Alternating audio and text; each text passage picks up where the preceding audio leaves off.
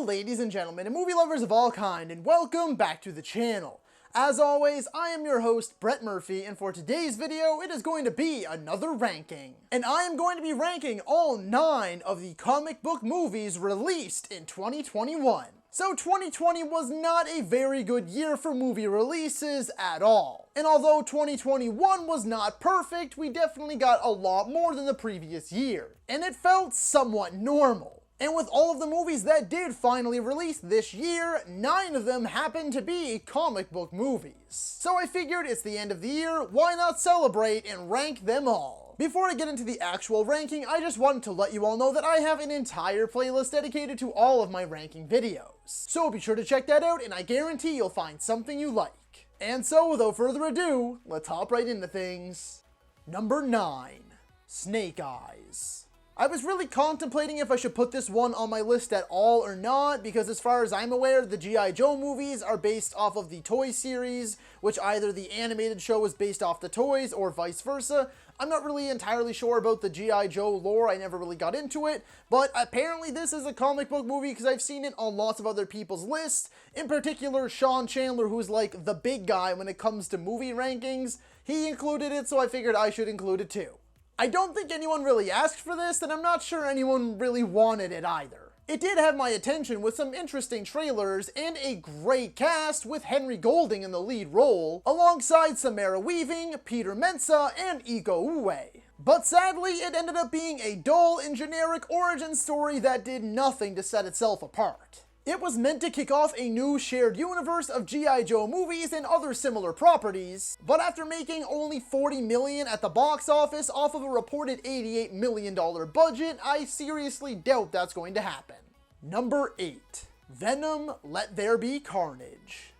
Look, this one is far from perfect, and I know it is likely going to be last place on many people's lists, but despite its many flaws, I actually ended up having a little bit of fun.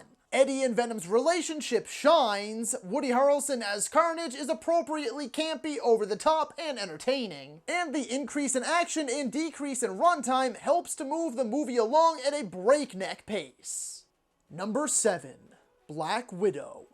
Was it too little too late? Maybe. Natasha deserved her own solo movie long before this. But we did finally get it, and it was more of a mixed bag than I was hoping, with some pretty high highs but also some fairly low lows. ScarJo is obviously superb, but the rest of the cast is quite brilliant as well, including Florence Pugh, David Harbour, and Rachel Weisz. That family dynamic that they share is by far the best part of this movie. Taskmaster was completely and utterly wasted, but thankfully the Black Widow program stuff was actually pretty interesting. The villain was bad, the action was just alright, and the CGI was very so-so.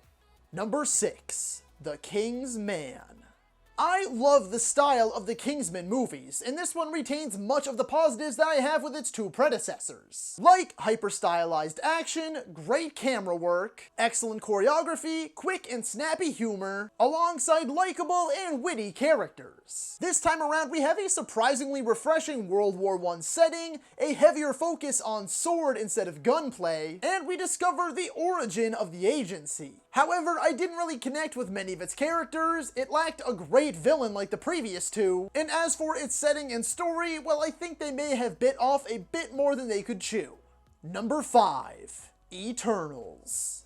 I feel like a lot of you are going to disagree with me on this one, and I'm totally okay with that. I've seen so many people have this movie at the bottom of their MCU rankings, which have 32 entries. But for me, this may be the best looking MCU project we have ever gotten. Not to mention, this movie adds 10 new characters, thousands of years to explore, and quite literally changes everything that we know about this universe, and in my mind, it handled most of it nearly seamlessly. It is a bit too long for its own good, and Bill Skarsgård's Crow is a wasted and useless villain. But honestly, aside from that, this movie is pretty damn good and a truly stunning spectacle. Number 4, Shang-Chi and the Legend of the Ten Rings. This is definitely a character that we could have used in the MCU a long time ago. Simu Liu crushes it as the titular Shang-Chi. He is the truest living, breathing embodiment of this character. Tony Leung as the true Mandarin is the Mandarin that we always deserved. The martial arts and wire work are fantastic, and the story is well told. I don't care much for the final fight with the Dweller in the Dark, not all of the comedy lands, and some of the characters were a bit underutilized in my mind. Number 3, The Suicide Squad. I knew to expect great things for this movie as soon as they announced that James Gunn was directing and that it was going to be full-blown R-rated. But I really didn't expect it to be this great. All of the characters were so well casted and did superb jobs. There's no real standout. They all get their time to shine, are hilarious, and kick all sorts of ass. The action goes big, brutal, and bloody. The humor landed with me every single time, and it was surprisingly emotional, as certain moments in this movie really got to me. It truly did exceed my every expectation. Number 2, Zack Snyder's Justice League.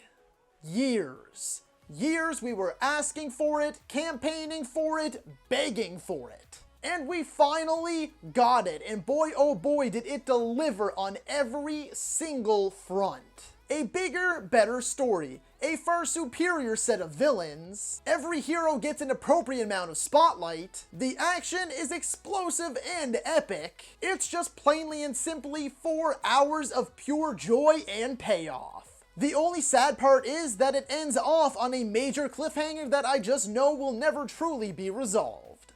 And number 1, Spider-Man No Way Home.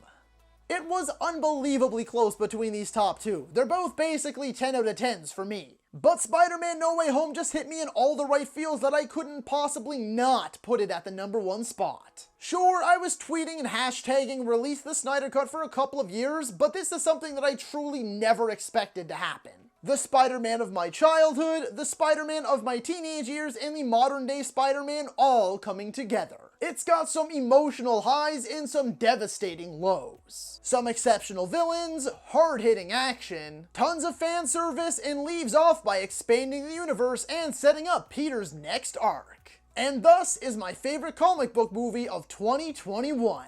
So that is all for today's video, folks. Be sure to let me know down in the comments if you agree or disagree with my ranking. And while you're at it, feel free to let me know how you would rank all of the comic book movies of 2021. If you enjoyed that video, be sure to hit that thumbs up button. And if you'd like to see more content, consider subscribing to my channel and ringing that little bell icon. That way you can be notified about all of my latest uploads. And as always, stay safe. Thank you so much for watching.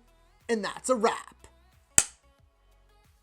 Hey you, yeah you, if you made it this far, just know I appreciate you, and while you're here, consider hitting that subscribe button.